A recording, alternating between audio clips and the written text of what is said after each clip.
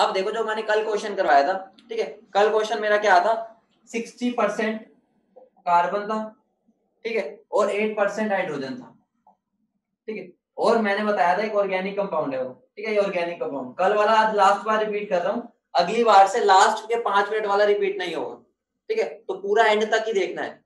अब ध्यान से देखो, अगर ये कार्बन है और ये हाइड्रोजन है, मुझे बताओ अगर एक ऑर्गेनिक कंपाउंड होता, मैंने बताया था ऑर्गेनिक कंपाउंड मतलब है कार्बन होगा, हाइड्रोजन और ऑक्सीजन होगा, ठीक है, तो कितना बचा था वो 32%, ठीक है, मैंने कल कराया था, दोबारा बता रहा हूँ लास्ट बार आज के, ठीक है। तो मैं क्या करूंगा, मैं लेट करूंगा मैं 100 ग्राम का मेरा कंपाउंड लेट करना है, क्योंकि परसेंटेज है, परसेंटेज में मैं 100 से कर सकता हूँ, समझ रहे हो। अगर 100 ग्राम है तो मैं ये बोल सकता हूँ कार्बन कितना रहा होगा 60 ग्राम, हाइड्रोजन कितना 8 ग्राम, और ऑक्सीजन कितना रहा होगा 32 ग्राम, ठीक है, परसेंटेज ही तो है। अब मैंने इसको क्या कर दिया, ये मेरा मास आ गया, अगर मुझे ये मेरा मास आ गया, ठीक है, अगर आप मुझे मोल्स निकालने हैं तो मुझे बताओ मोल्स को मुझे क्या करना पड़ेगा, given mass by molar mass, इसका भी given mass by molar mass, इसका भी given mass by molar mass, समझ रहे हो सब। क्या बन गया था ये 5, यहाँ 8 और यहाँ 2, उसके बाद ये मेरे मोल्स आ गए, इसका रेशियो क्या बन गया 5:8:2, ठीक है, तो मेरा एम्पेरिकल फॉर्मूला भी क्या बन जाएगा C5H8O2, ये हमने कल किया था, ठीक है, ये हमने कल किया था, ठीक है, ये हमने कल किया था। अब मैं क्या बोल रहा हूं, ये हो गया मतलब शॉर्टकट तरीका, शॉर्टकट क्या है सेम ही, यहाँ पर हमें थोड़ा ना ज्यादा सजाना पड़ता है कि भाई हम बारात लेके आए हैं, ठीक है, करनी भैया यहाँ पर भी सोल्व करना है, यहाँ पर भी सोल्व करना है, बस यहाँ पर थोड़ा रिप्रेजेंटेशन दिखाना होता है सीबीएसई में, ठीक है। अब मुझे बताओ यहाँ रिप्रेजेंट इसको कैसे करेंगे, देखो यहाँ कार्बन, यहाँ हाइड्रोजन, यहाँ ऑक्सीजन, बिल्कुल सेम क्वेश्चन है, लिखने का तरीका अलग है, बस अलग भी क्या है, थोड़ा सा सजा के लिख देंगे बस, और कुछ भी नहीं है। कार्बन की परसेंटेज कितनी है 60, हाइड्रोजन की कितनी है 8, ऑक्सीजन कितना 32, बिल्कुल सेम चल रहा है देखो। उसके बाद परसेंटेज को मोलर मास से डिवाइड करना है, यहाँ पर भी तो ये करते थे, इसको डिवाइड करते थे मोलर मास से, तो क्या बनेगा 60 divide by 12, 8 divide by 1, 32 divide by 16, तो ये 5 आया, ये 8 और ये 2, ठीक है। अब सिंपल रेशियो क्या आ गया मेरा 5, 8 और 2,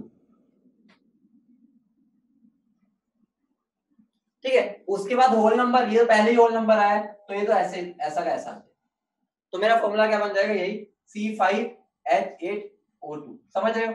ये होता है ऐसे लिखने का तरीका, सीबीएसई में ऐसे लिखना इस क्वेश्चन में, जो कंसेप्ट वही है, यहां पर हमने समझ के किया, यहां पर ऐसे कर लिया कि इसको इससे डिवाइड करो फलाना ढिमकाना, क्लियर है बताओ।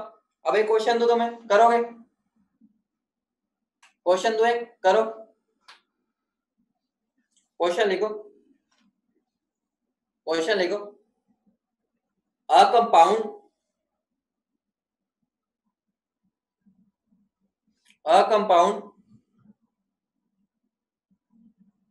कंटेन्स, बेटा रिकॉर्डिंग आ जाएगी, ठीक है, बहुत सारे लेक्चर होते हैं, एक आधा दिन कभी कोई आगे पीछे हो जाता है, ठीक है, कभी किसी दिन उस टीचर की पहले आ गई, किसी दिन उसकी आ गई, ठीक है, तो वो आगे पीछे थोड़ा बहुत हो जाता है, कई बार मेरी उसी दिन शाम को आ जाती है, ठीक है, कई बार अगले दिन आती है, कई बार थोड़ी सी और लेट हो जाती है, तो उसमें टेंशन ना लो। अगला क्वेश्चन लिखो,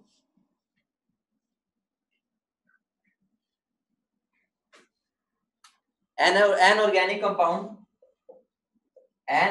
कंपाउंड ऑन एनालिसिस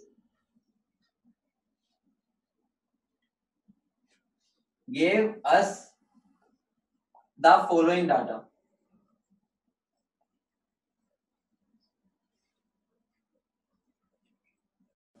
कार्बन है 57.82%, हाइड्रोजन है 3.6%, ठीक है। अब तुम्हें बताना है फाइंड एम्पेरिकल फॉर्मूला, बेटा इससे कर लेना इसको एक बार, ठीक है, मैंने जो दोनों से कर लेना, पहले इससे कर लो एक बार, ठीक है, ये वाले से कर लो जो सीबीएसई वाला होता है तो सेम ही चीज। तो यहाँ पर एलिमेंट कौन कौन आ जाएंगे, कार्बन, हाइड्रोजन और ऑक्सीजन, ठीक है, सेम है बिल्कुल, कुछ फर्क नहीं है। मुझे बताओ कार्बन का कितना गिवन है 57.82, हाइड्रोजन कितना 3.6%, मुझे बताओ बाकी अभी और जो बचेगा वो कौन होगा, जल्दी बोलो, बाकी जो बचेगा वो कौन होगा, वही बोलो ऑक्सीजन, तो मेरा विच इंप्लाइज ऑक्सीजन कितना हो जाएगा, ऑक्सीजन बताओ कितना होगा, बोलो 38.58 38.58%। ठीक है, तो यहां पर पुट कर दो 38.5। अब मुझे क्या करना है, उनके रिस्पेक्टिव मोलर मास से क्या करना है, मुझे उनके रिस्पेक्टिव मोलर मास से डिवाइड करना है। मुझे बताओ यहाँ क्या आ जाएगा 57.82 डिवाइड बाय क्या हो जाएगा 12, यहाँ 3.6 डिवाइड बाय क्या होगा 1, यहाँ 38.58 डिवाइड बाय क्या हो जाएगा 16।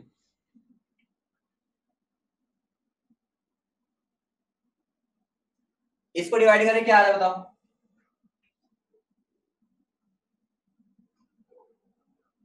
क्या आ रहा है डिवाइड करके, ठीक है बोलो फटाफट। 4.8। मुझे पता है आधे से ज्यादा कैलकुलेटर यूज कर रहे हैं, चलो इसमें कर लो कोई दिक्कत नहीं है, ठीक है मैं इसमें अलाउ कर रहा हूँ। आंसर बता दो मुझे, इसको अगले को डिवाइड करके क्या आएगा, ये तो 3.6 ही आएगा, इसको डिवाइड करके क्या आएगा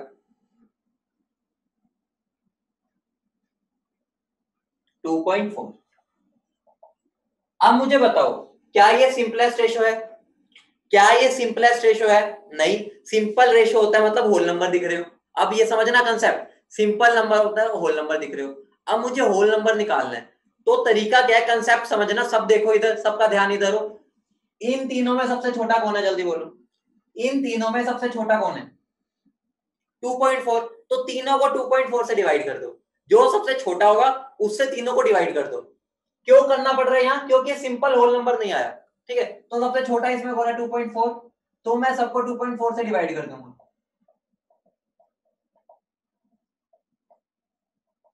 क्या बन गया ये बोलो, ठीक है। देखो पहले ये निकालो, पिछले क्वेश्चन में ये मेरा पहले सिंपल होल नंबर आ गया था, अब मेरा ये सिंपल होल नंबर नहीं आया, तो मुझे करना क्या अगले स्टेप में, मुझे जो सबसे छोटा नंबर है ना, सबसे छोटा उससे डिवाइड कर देना है।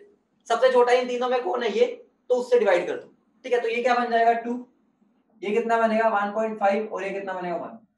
अब मुझे बताओ क्या अभी भी ये मेरा सिंपल नंबर है, क्या अभी भी ये सिंपल रेशियो तो है, लेकिन अभी होल नंबर वाला रेशियो नहीं है। अब मुझे बताओ अगर मुझे इसको होल नंबर बनाना है तो क्या करना पड़ेगा तीनों को, अगर मुझे होल नंबर बनाना है तो क्या करना पड़ेगा बताओ। ऑब्वियस सी बात है 1.5 है, इसको अगर मैं 2 से मल्टीप्लाई कर दूंगा तो 3 आ जाएगा, इसका मतलब है तीनों को 3 से मल्टीप्लाई कर दूं, समझ रहे हो, यहां 1.5 है, अगर मैं इसको 2 से मल्टीप्लाई, सॉरी 2 से मल्टीप्लाई करूंगा तो 3 आ जाएगा, ठीक है, इसका मतलब मैं तीनों को 3 से मल्टीप्लाई कर दूं, ठीक है। तो मैं यहाँ पर क्या कर सकता हूँ, ठीक है, यहाँ पर मैंने 2 से मल्टीप्लाई किया, फिर यहाँ पर भी करना पड़ेगा, यहाँ पर भी करना पड़ेगा, तो ये कितना बन गया, ये 4, ये 3 और ये 2, समझ गए। जो बच्चा बोल रहे 10 से मल्टीप्लाई कर दूं, 10 से भी करोगे उसका फिर वापस यही बन जाएगा, ठीक है, 10 से भी करोगे तो भी यही बनेगा, ठीक है, क्योंकि फिर तुम्हें उसे कट करना पड़ेगा। सबसे छोटे नंबर से किया, तो मेरा आंसर क्या बन गया, मेरा आंसर बन गया इसका, ठीक है, आंसर है C4H3O2। सबको क्लियर है, सबको क्लियर है बोलो।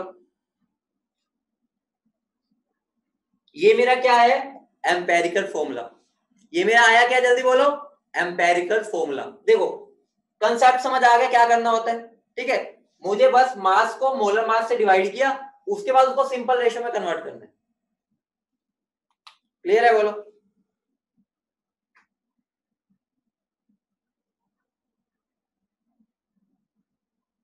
बेटा यहाँ पर जो बच्चे कह रहे हैं कि सर यहाँ वो 12 मतलब 1.2 कॉमन ले ले तो भी ये आ जाएगा, लेकिन वो हर जगह समझ नहीं पाओगे, तो एक ही कंसेप्ट रखो, पहले सबसे छोटे से डिवाइड कर दो, फिर उनको सबसे छोटा नंबर उठा लो जिससे मल्टीप्लाई करने में तीनों होल नंबर आ जाए,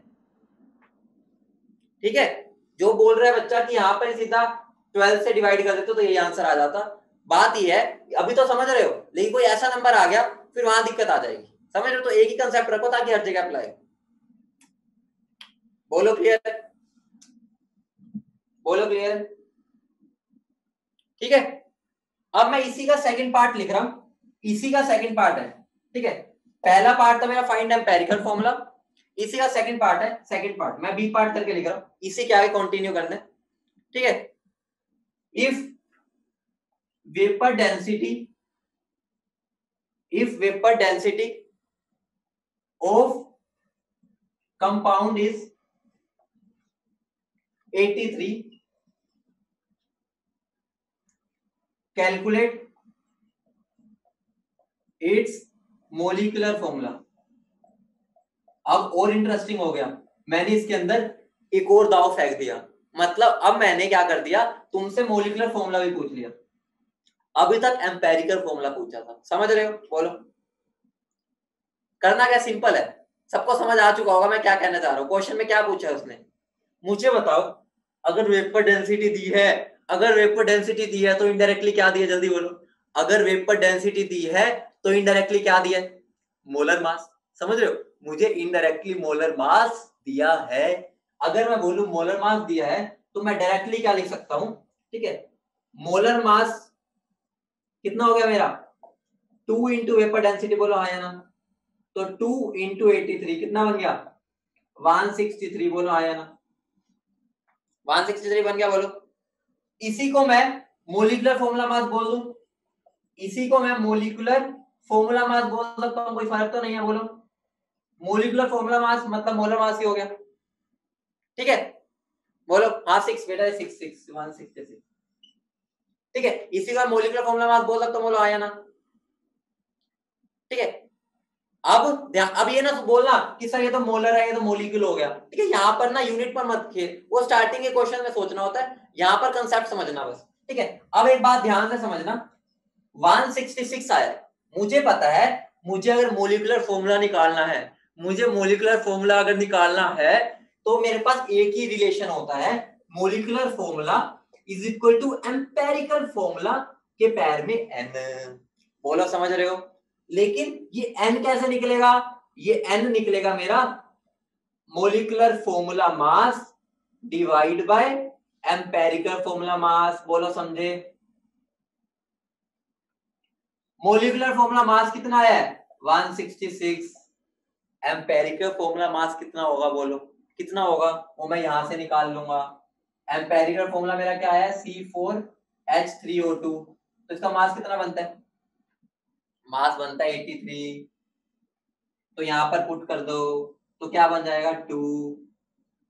मतलब अब मैंने बस इस 2 को उठाया, इस 2 को उठाऊंगा और यहाँ पर पुट कर दूंगा, तो अगर इस 2 को मैं यहाँ पुट कर देता हूं, मेरा आंसर क्या बन जाएगा, C8H6O4।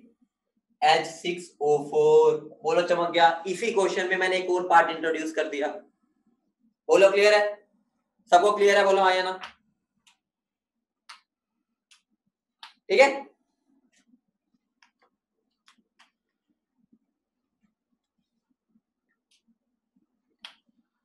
ठीक है बच्चा, बच्चा पार्टी, ठीक है, समझ गए।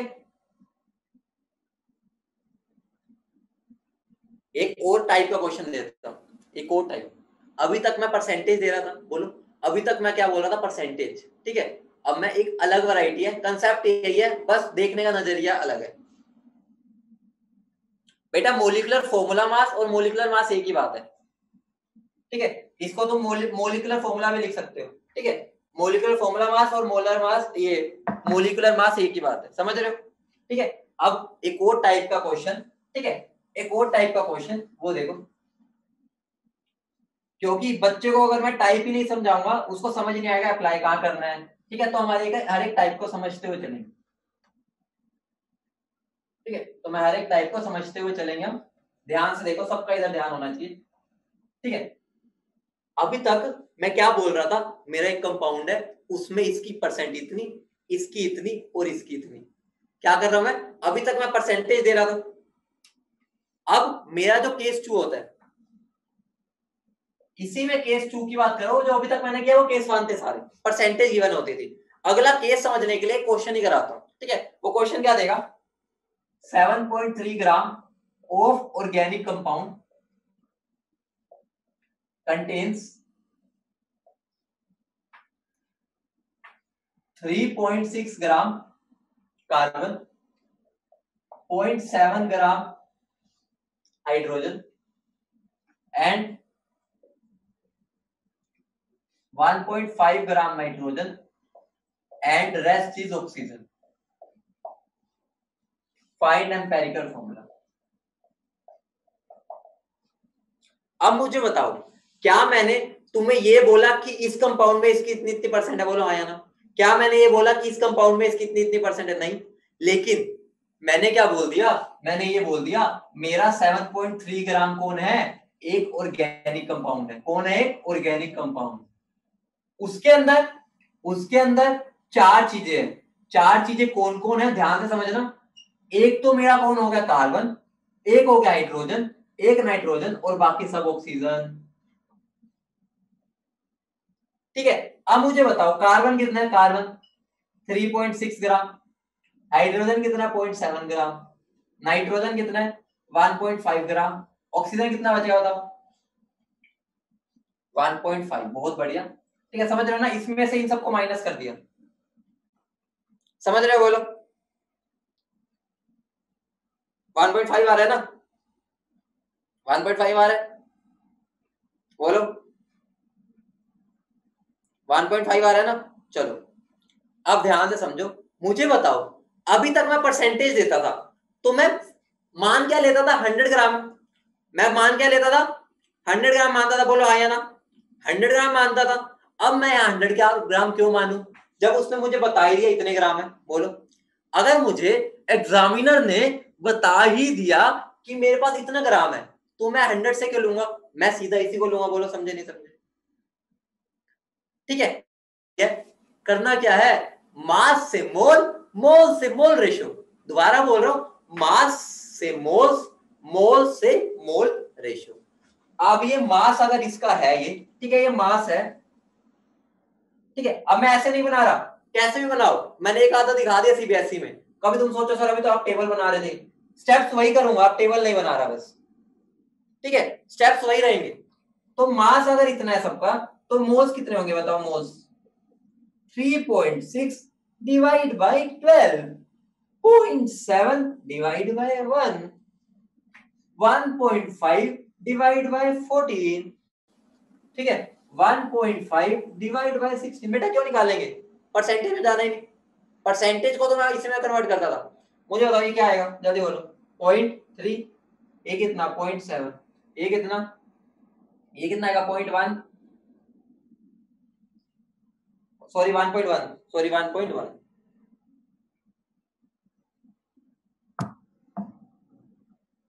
ठीक है, कितना बनेगा ये? 1.01 कुछ बनेगा। ठीक है, और लास्ट कितना बनेगा? 0.09। बोलो। ठीक है, ये बन रहा है, बोलो फटाफट बोलो।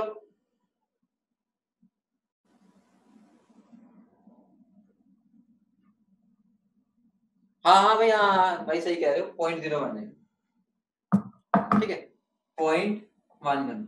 ठीक है, अब मुझे बताओ, मैं 0.09 को तो 0.1 बोल सकता हूँ ना? इतना तो चलता है। ठीक है, 0.09 को मैं 0.1 बोल सकता हूँ। ठीक है, बस कैलकुलेशन आसान करने के लिए, क्योंकि मुझे सब ऐसे दिख रहे हैं। ठीक है, दो पॉइंट के बाद एक डिजिट दिख रहा है।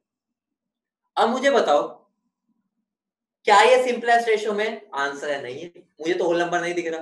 तो मुझे क्या करना है? मुझे उनको सबसे छोटे नंबर से डिवाइड करना है। सबसे छोटा नंबर कौन है? बोलो सबसे छोटा नंबर कौन है इसमें? सबसे छोटा नंबर है 0.1।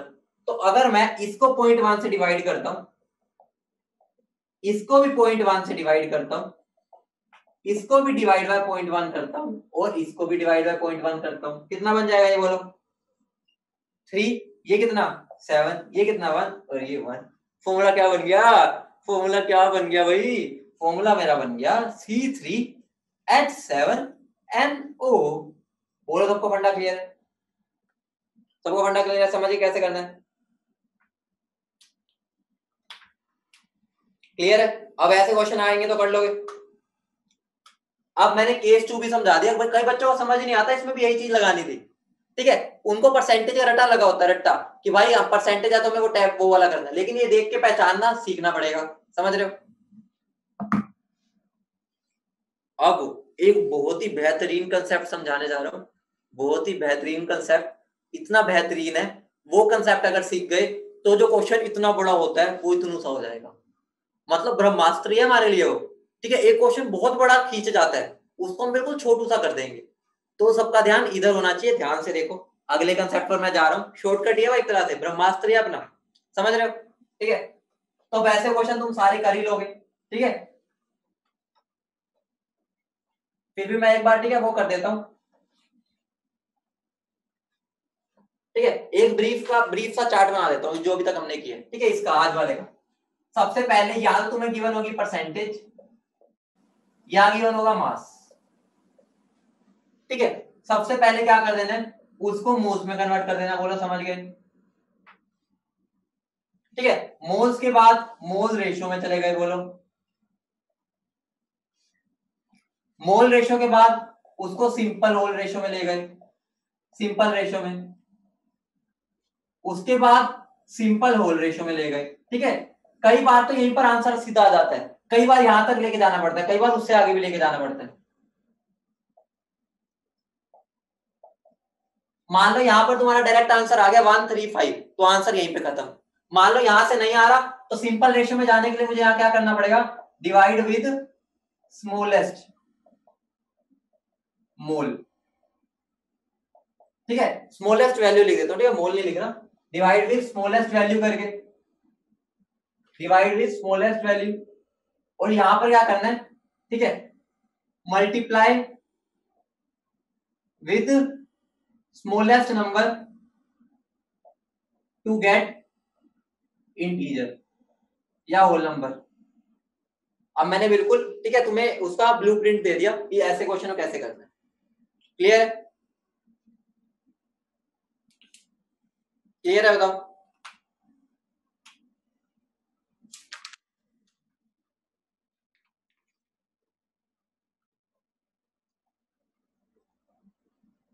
ठीक है, चलो नोट कर लिया ना सबने, हेडिंग डालो,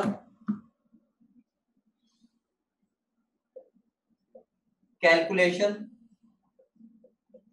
of empirical formula and molecular formula from combustion data. कौन सा डाटा, कंबशन डाटा। ये जो टॉपिक है, ये जो टॉपिक है बेहद इंपॉर्टेंट है। बेहद इंपॉर्टेंट किस वजह से है, क्योंकि अगर मैं इसको शॉर्टकट नहीं सिखाऊंगा तो तुम लगे रहोगे, पेज पे पेज भरते रहोगे।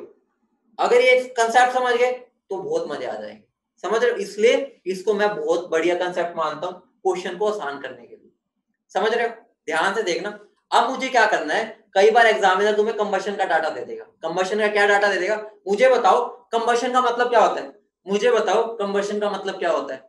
ऑक्सीजन की प्रेजेंस में हीट कर देना, ऑक्सीजन की प्रेजेंस में हीट कर देना, O2 की प्रेजेंस में उसको बर्न कर देना, कंबशन ये होता है। अब मुझे बताओ, अगर मैं किसी कार्बन की कंपाउंड को का कंबशन करता हूं तो निकलता क्या, निकलता क्या, CO2 और H2, सबको पता है। CO2 और H2, कभी भी अगर मैं जैसे मैं पेड़ को जलाता हूँ, पेड़ के अंदर क्या कार्बन होता है, तो हमारी CO2 निकलती है और H2 निकलता है, समझ रहे हो। बोलो, तो कंबशन का इक्वेशन पता है। अब मान लो मेरा कोई जनरल है, जनरल ऑर्गेनिक कंपाउंड है, ठीक है, जनरल ऑर्गेनिक कंपाउंड। ये भी बहुत इंटरेस्टिंग कंसेप्ट है, मतलब ये क्वेश्चन को बहुत आसान कर देगा, ध्यान से देखना। मैं जनरल ऑर्गेनिक कंपाउंड को ऐसा मान लो CXHYOZ, ठीक, यही तो रिप्रेजेंटेशन होती है जनरल की। कार्बन होगा, हाइड्रोजन होगा और ऑक्सीजन होगा, बोलो समझ रहे हो। अगर अब मैं इसको O2 के साथ बर्न करता हूं तो क्या बनेगा, बोलो क्या बनेगा, CO2 प्लस H2, बोलो हाँ या ना। ये मुझे बताओ, O2 गैस, ये गैस में होती है, बोलो। CO2 भी गैस में होती है। H2 क्या गैस होगा या लिक्विड होगा, H2 गैस होगा या लिक्विड। आंसर है, आंसर है, आंसर है कि टेम्परेचर पर डिपेंड करेगा। आंसर है वो टेम्परेचर पर डिपेंड करेगा। अगर मेरा टेम्परेचर 100 से कम है तो लिक्विड, अगर टेम्परेचर 100 से ज्यादा है तो गैस। अगर टेम्परेचर दिया ही नहीं तो मैं उसको लिक्विड लूंगा। दोबारा बोल रहा हूं, 100 से ऊपर गिवन है टेम्परेचर तो गैस, 100 से नीचे है तो लिक्विड, और टेम्परेचर का उसने बताया ही नहीं तो मैं क्या मान के चलूंगा, लिक्विड। समझ रहे हो, क्योंकि जनरली तो पानी लिक्विड फॉर्म में होता है। अगर टेम्परेचर ही नहीं बताया तो मैं मान के चलता हूँ रूम टेम्परेचर है, ठीक है, तो मैं उसको लिक्विड लूंगा।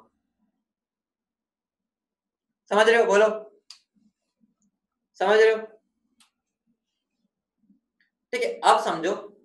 सबसे पहले बताओ, अगर मैं कोई इक्वेशन लिखता हूं, अगर मैं कोई इक्वेशन लिखता हूं तो उसको सबसे पहले क्या करना है, सबसे पहले क्या करते हैं, बोल दो, बोल दो, क्या करते हैं, बैलेंस।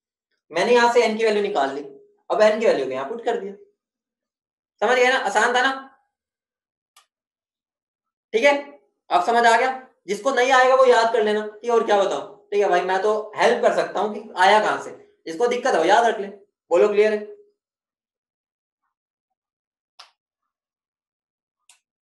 ठीक है। अब अगर इतनी बात समझ गए, ये नीचे वाले पार्ट को रब कर दो, नीचे वाले पार्ट को रब कर दो, जल्दी बोलो, इस पार्ट को रब कर दिया जाए, मेरा उसका कोई यूज ही नहीं बचा, और मैं ऊपर वाले पार्ट को भी रब कर रहा हूं। अब समझना, मेन मुद्दा तो आने वाला है, मेन मुद्दा तो आने वाला है। मुझे बताओ, मुझे बताओ, एक बात बताओ, अगर मैं तुम्हें बोलता हूं मेरे पास एक CH4 है, इसमें से मुझे कितना कार्बन मिल सकता है, एक CH4 से कितना कार्बन मिलेगा मुझे, एक। और मुझे बताओ, अगर एक कार्बन है तो एक ही CO2 बन पाएगी, बोलो आया ना। ऑब्वियस ही बात है, प्रोडक्ट में तो एक ही तरफ कार्बन है, मतलब कि जितना यहां पर कार्बन है उतना ही मेरे को CO2 मिल पा रहा है, बोलो आया ना। समझ रहे हो ना, अगर मैं लिख देता हूं C2H6, तो मुझे बताओ मुझे कितना CO2 मिल रहा है, 2 मोल CO2, क्योंकि मुझे पता है मेरे पास 2 कार्बन के एटम है, तो मुझे 2 ही CO2 मिलेंगे। समझ रहे हो इतनी बात। अब मुझे बताओ, अगर यहां पर कार्बन X है तो कितने मुझे CO2 के मॉलिक्यूल मिलेंगे।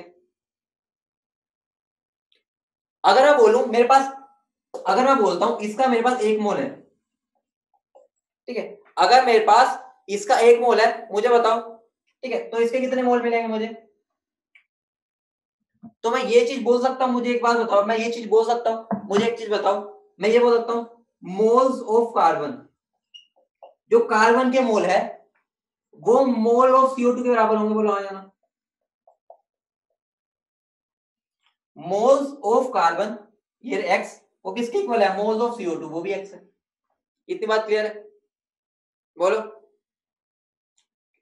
ठीक है। मुझे बताओ, अगर मैंने इसका, ठीक है, अगर मैंने इसका 1 मोल लिया, समझ रहे हो, मैंने इस मॉलिक्यूल का 1 मोल लिया, ठीक है, ऐसे मैं जनरल लिख देता हूं, मान लो C6H12O6 है, इसको देखो, ये मेरा 1 मॉलिक्यूल है, ठीक है। मुझे बताओ, अगर मैंने इसका 1 मोल ले लिया, 1 मोल C6H12O6, उसमें कितने कार्बन होंगे बताओ, उसमें कितने कार्बन होंगे, 6 मोल कार्बन होंगे, बोलो आया ना। 1 मोल में 6 मोल कार्बन है, इसका मतलब क्या मैं बोल सकता हूं, मैं ये बोल सकता हूं इसका 1 मोल जो है वो मुझे 6 मोल CO2 देगा, बोलो आया ना। ऑब्वियस ही बात है, क्योंकि मेरे जो कार्बन है उसी ने ऑक्सीजन में कन्वर्ट होना है, CO2 में, ठीक है, ऑक्सीजन तो एक्सेस में ही है, ठीक है, ऑक्सीजन तो भरपूर है। तो अब ये चीज देख रहे हो, ये और ये तो सेम ही आ गया, तो मैं क्या बोल सकता हूं, जितने कार्बन के मोल उतने CO2 के मोल, तो मैंने यही लिखा है, mole of carbon is equal to mole of CO2।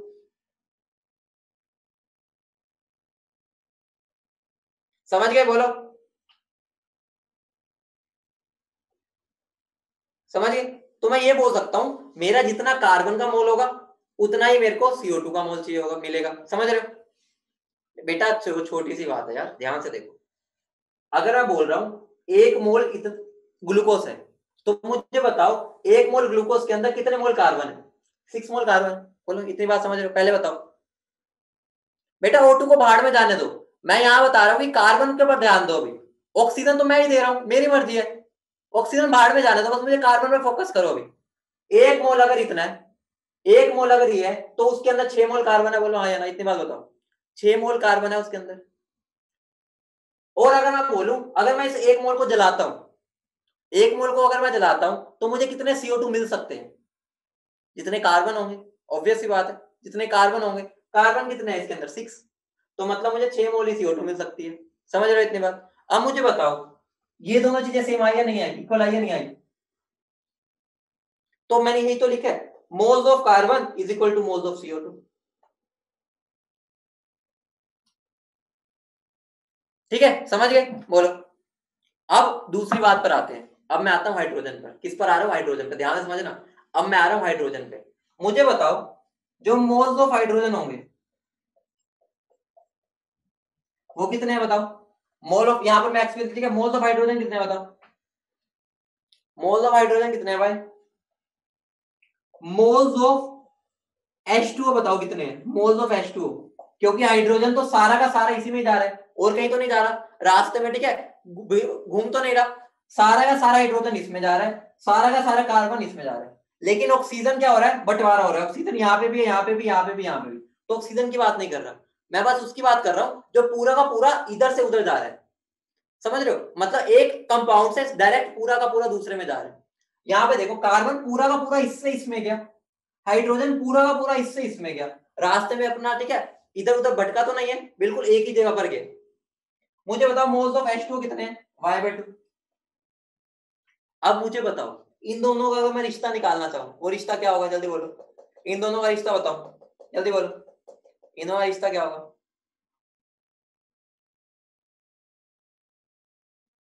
मुझे बताओ, मैं ये बोल सकता हूं मोल्स ऑफ हाइड्रोजन है Y, ठीक है, मोल्स ऑफ H2 है Y/2।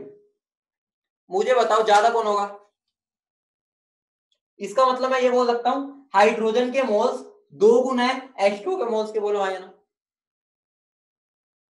अगर मैं बोल रहा हूं मेरे पास 2 हाथ है, मेरे पास 1 नाक है, तो मतलब मेरे जो हाथ है वो 2 टाइम्स है मेरी नाक की, ठीक है। तो मैं यहां से ये चीज बोल सकता हूं, मैं ये चीज बोल सकता हूं, बताओ मोल्स ऑफ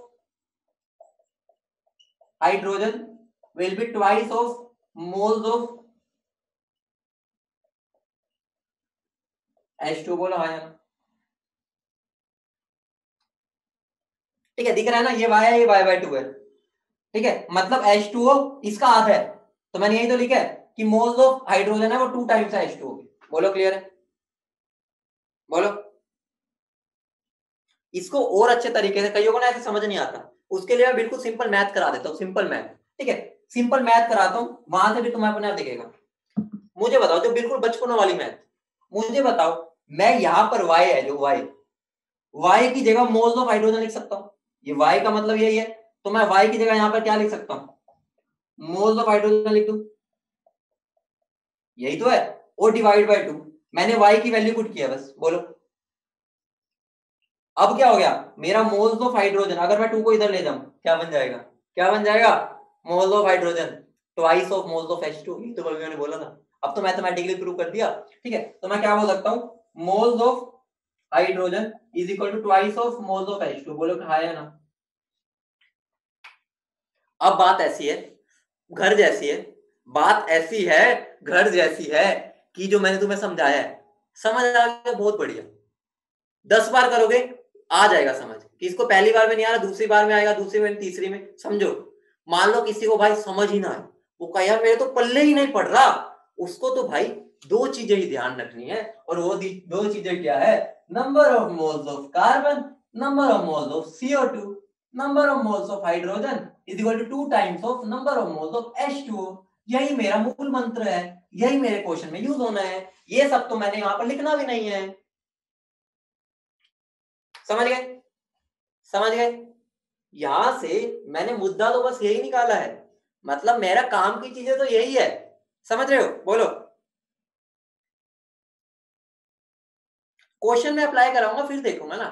मुझे बताओ मैंने क्वेश्चन क्या लिखा है, पहले पहले मैंने बोला क्या, हेडिंग बताओ, मेरी हेडिंग क्या है, क्वेश्चन की हेडिंग क्या है, calculation of empirical formula from combustion data, यही है, बोलो यही है।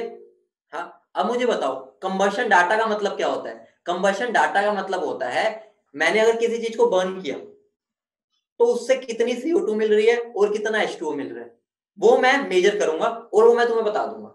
सुन रहे हो, दोबारा सुनो, मैंने मान लो, ठीक है, मैंने मान लो ये मेरा एक सैंपल है, ये मेरा एक सैंपल है, सब देखो, इस सैंपल को मैंने आग लगा दी, क्या लगा दी, आग, आग लगाऊंगा तो इसमें से CO2 और H2O निकलेगा, CO2 और H2O निकलेगा, बोलो दोबारा बोलो, ये सैंपल ऑर्गेनिक कंपाउंड, नीचे से मैंने लगाई आग, यहां से क्या निकलेगा, H2O और CO2, बोलो हाँ या ना। समझ रहे हो, मुझे बताओ जो मेरा H2O और CO2 निकल रहा है उसका वेट अगर मैं तुम्हें दे दूं, दोबारा सुनो, जो मेरा H2O और CO2 मिल रहा है उसका अगर मैं तुम्हें वेट दे दूं, बताओ, अगर मैंने वेट दे दिया क्या तुम उससे उसके मोल्स निकाल सकते हो, बोलो, अगर मैंने तुम्हें उसका वेट दे दिया क्या तुम उसके मोल्स निकाल सकते हो, weight divide by molar mass, अगर उसके मोल्स निकले, किसके मोल्स निकले, वो बोलो, किसके मोल्स निकले, फील करो, किसके मोल्स निकले, CO2 और H2O के, सुन रहे हो, अगर CO2 और H2O के मोल्स निकल गए तो इनडायरेक्टली इन रिलेशन से मैं कार्बन और हाइड्रोजन के मोल्स निकाल सकता हूं, निकाल सकता हूं। अब मुझे बताओ एम्पेरिकल फॉर्मूला ही क्या होता था, मोल्स निकाल लो, मोल्स निकालने के बाद मोल्स का रेशियो ही तो मेरा एम्पेरिकल फॉर्मूला होता था, मोल्स का रेशियो ही तो एम्पेरिकल फॉर्मूला होता था। मतलब अब कंसेप्ट समझ आया कि इसका यूज क्या होना है, अब कंसेप्ट फील कर पाए इसका यूज क्या होना है। अभी तो क्वेश्चन कराऊंगा, ये तो बस मैंने हल्का सा तुम्हें आइडिया दिया जो पकड़ पा रहे हैं कि मैंने ये करवाया क्यों। ठीक है,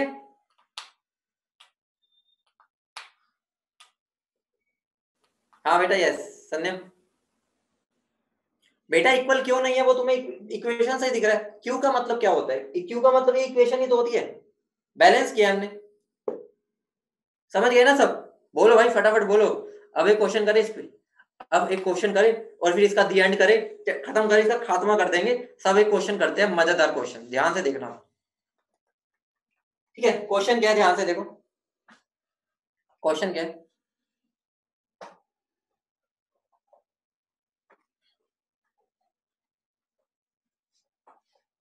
क्वेश्चन लिखो, 3 ग्राम 3 ग्राम of organic compound, 3 gram of organic compound is burnt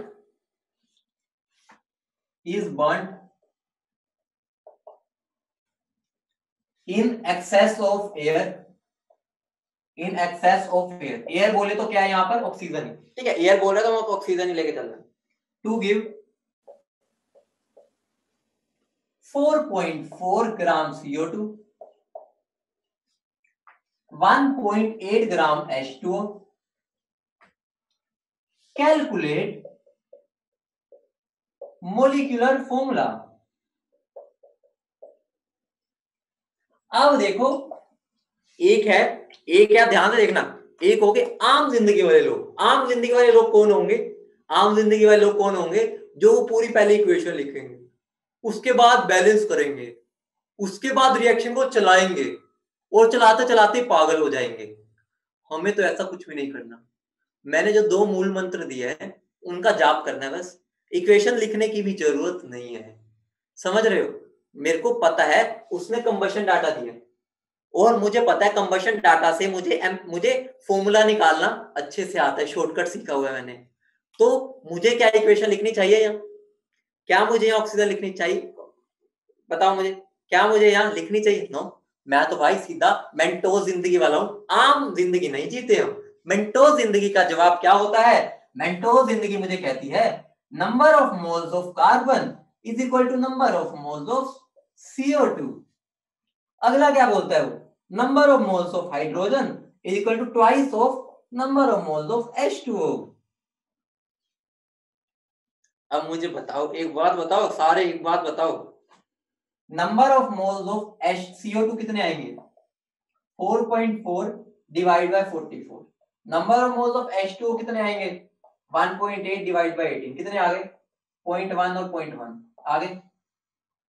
value put कर दो यहां पर, कर दो वैल्यू पुट, तो इसके कितने मोल्स आ गए 0.1, इसके कितने आ गए 2 इंटू 0.1, 0.21 क्या बोलो आया।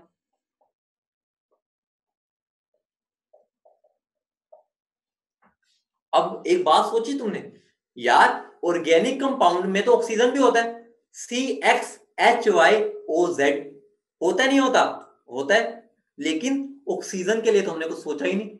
हमने तो 2 इक्वेशन बनाई कार्बन और हाइड्रोजन की। भाई अब हम क्या करें, अब हम क्या करें, इसमें ऑक्सीजन है भी या नहीं है ये भी नहीं पता। जरूरी थोड़ी ऑर्गेनिक कंपाउंड में ऑक्सीजन हो, क्या पता ऑक्सीजन ना भी हो, और वो कैसे पता करें, अब वो कैसे पता करें, ध्यान से देखना, मुझे बताओ, मुझे बताओ, ध्यान से सुनना। मेरे पास टोटल ऑर्गेनिक कंपाउंड कितने हैं, टोटल कितना ऑर्गेनिक कंपाउंड, ध्यान से समझना, इंपॉर्टेंट चीज है। 3 ग्राम, कितना है 3 ग्राम, तो मेरा टोटल ऑर्गेनिक कंपाउंड है 3 ग्राम। मुझे बताओ ऑर्गेनिक कंपाउंड का जो वेट है 3 ग्राम वो किस किस की वजह से होगा, कार्बन, हाइड्रोजन और ऑक्सीजन, बोलो आया ना, कार्बन, हाइड्रोजन और ऑक्सीजन। तो मैं क्या बोल सकता हूं, ये जो 3 ग्राम है वो वेट ऑफ कार्बन की वजह से होगा, वेट ऑफ हाइड्रोजन और वेट ऑफ ऑक्सीजन की वजह से। ठीक है, मैंने मान लिया। ठीक है, अब अगर मैं तुम्हें बोलूं वेट ऑफ कार्बन निकालो, कैसे निकालोगे जल्दी बोलो। अगर मैं तुम्हें बोलूं वेट ऑफ कार्बन निकालो, कैसे निकालोगे? जितने उसके मोल्स है उसको उसके मोलर मास से मल्टीप्लाई कर दो। समझ रहे हो? जितने उसके मोल्स है उसको उसके मोलर मास से मल्टीप्लाई कर दो। मुझे बताओ सी का मोलर मास कितना होता है? ठीक है, तो वेट ऑफ कार्बन क्या हो जाएगा? Number of moles of carbon into उसका molar mass 12। Weight of hydrogen कितना हो जाएगा? Weight of hydrogen number of moles of hydrogen into उसका मोलर मास प्लस क्या आ जाएगा? Weight of oxygen. और ये किसके इक्वल होगा? 3 के। मुझे बताओ number of moles of carbon कितने हैं? 0.1 into 12 plus number of moles of hydrogen कितने हैं? 0.2 into 1 plus wait of oxygen. तो वेट ऑफ ऑक्सीजन कितना आ गया? वेट ऑफ ऑक्सीजन 1.6 ग्राम। अब खुद सोचो, सुनो सुनो सुनो मेरी बात सुनो, मेरी बात सुनो। अगर ये मेरा वेट ऑफ ऑक्सीजन 0 आ जाता, अगर मेरा ये वेट ऑफ ऑक्सीजन 0 आ जाता, इसका मतलब क्या था? इसका मतलब क्या होता? इसका मतलब क्या होता? इसका मतलब क्या होता? जल्दी बोलो। उसका मतलब ये था कि उसमें ऑक्सीजन है ही नहीं। मतलब मुझे लेके चलना है, उसमें ऑक्सीजन है। अगर नहीं होगी ऑक्सीजन तो वो अपने आप यहाँ 0 आ जाता। समझ रहे हो बेटा? ये 0.1 यहां से आया ना, देखो ये रहा 0.1। ये तो नंबर ऑफ मोल्स ऑफ सी मैंने यहां से पुट किया, number of moles of hydrogen मैंने यहां से पुट किया, वैल्यूज पुट किए। बेटा मैंने वेट ऑफ ऑक्सीजन कैसे निकाला, ध्यान से समझो। मेरा टोटल जो ऑर्गेनिक कंपाउंड है उसका मास है 3 ग्राम, ये वाला 3। अब मुझे बताओ जो उसका वेट है वो किसकी वजह से होगा? जो उसके अंदर एटम्स है उसकी वजह से। बोलो, जो उसके अंदर एटम्स है उनकी वजह से होगा। अब उसके अंदर कौन कौन से एटम्स हैं? उसमें कौन कौन से एटम है? एक कार्बन है, एक हाइड्रोजन है और ऑक्सीजन है। मानेंगे हम क्योंकि ऑर्गेनिक कंपाउंड बोलो। ठीक है, क्योंकि मैं बोल भी नहीं सकता है या नहीं है, मैंने मान लिया होगा ऑर्गेनिक कंपाउंड है, तो कार्बन हाइड्रोजन और ऑक्सीजन की वजह से होगा। तो मैं बोल सकता हूं जो ये 3 ग्राम है वो इन तीनों की वजह से होगा, क्योंकि यही तीनों प्रेजेंट है उसमें। ठीक है, अब मुझे बताओ अगर यही तीनों प्रेजेंट है, वेट ऑफ कार्बन कैसे निकालूंगा? मुझे पता है, मुझे मोल्स गिवन है कार्बन के, मैंने अभी निकाले थे, उसको उसके मोलर मास से मल्टीप्लाई करूंगा।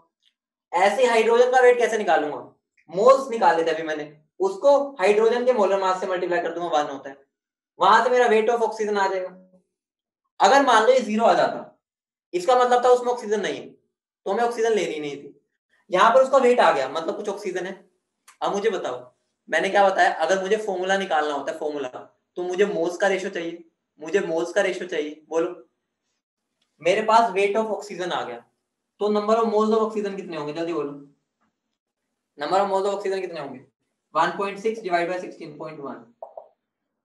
अब देखो, 2 2 और 2 2 2 2, कार्बन का कितने मोल्स थे? 0.1। यूज तो मुझे यही करने थे।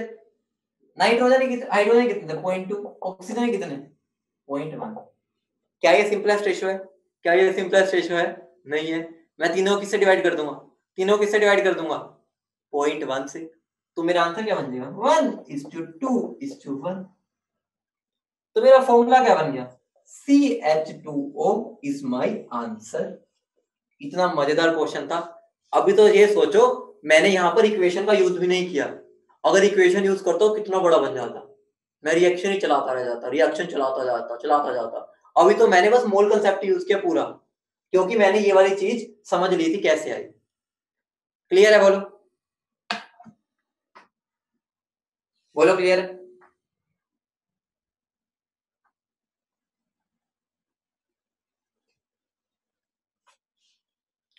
बेटा मोलिकुलर या एम्पेरिकल, मुझे बताओ मेरा कितना CO2 आ रहा है, वो मुझे कौन बताएगा? मुझे ये एक्स ही तो बताएगा। कहां आ गया एक्स? इसका मतलब चाहे एम्पेरिकल फॉर्मूला हो चाहे मोलिकुलर फॉर्मूला होगा तो मोल्स का ही रेशियो ही ना, मोल्स का ही रेशियो होगा। ठीक है, तो यहाँ पर कुछ सोचो, मेरा जो सारा का सारा आ रहा है वो इसी की वजह से आ रहा है। बेटा ऑर्गेनिक कंपाउंड में नाइट्रोजन भी हो सकता है, लेकिन वो नाइट्रोजन देगा अगर होगा। अगर वो ऑक्सीजन को मान के चलते होगा, नहीं होगा तो यहाँ 0 आ जाता। ठीक है, लेकिन नाइट्रोजन है या नहीं वो जब तक नहीं बोलेगा हम नहीं मानेंगे। समझ गए?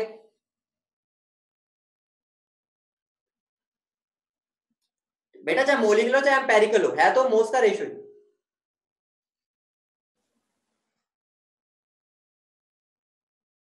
देखो अब सुनो, ये मेरा चाहे तुम मोलिकुलर बोलो चाहे एम्पेरिकल बोलो, क्योंकि सिंपलेस्ट नंबर ही आया है। मान लो ये आ जाता 4:6:4, वो मेरा मोलिकुलर होता, फिर एम्पेरिकल में कैसे निकाल देता उसका रेशियो लेके। लेकिन यहाँ पर जो मेरा पहले ये जो वैल्यू आई है उसमें जैसे मेरा ये होता था, याद करो, जैसे मेरा HCHO था, उसका एम्पेरिकल फॉर्मूला भी 1:2:1 था और मोलिकुलर फॉर्मूला भी यही था। अगर मान लो इसका मेरा आंसर आया होता 2:4:2, ठीक है, तो ये मेरा उसका मोलिकुलर फॉर्मूला होता और 1:2:1 वो मेरा एम्पेरिकल फॉर्मूला होता। यहाँ पर वैसे सिंपलेस्ट आया। क्लियर है? बताओ। ठीक है, मुझे एक बात बताओ, अगर मैं इसका तुम्हें बोलूं मोलिकुलर फॉर्मूला बताओ, क्या आएगा? इसका मोलिकुलर फॉर्मूला का रेशियो बताओ, तो 1:2:1 नहीं होगा। एम्पेरिकल फॉर्मूला का रेशियो क्या होगा? 1:2:1। दोनों सेम आ रहे हैं, क्योंकि यहां पर ये पहले सिंपलेस्ट रेशियो में है। ये मेरा जो आंसर है वो पहले ही 1:1 आया है, समझ रहे हो?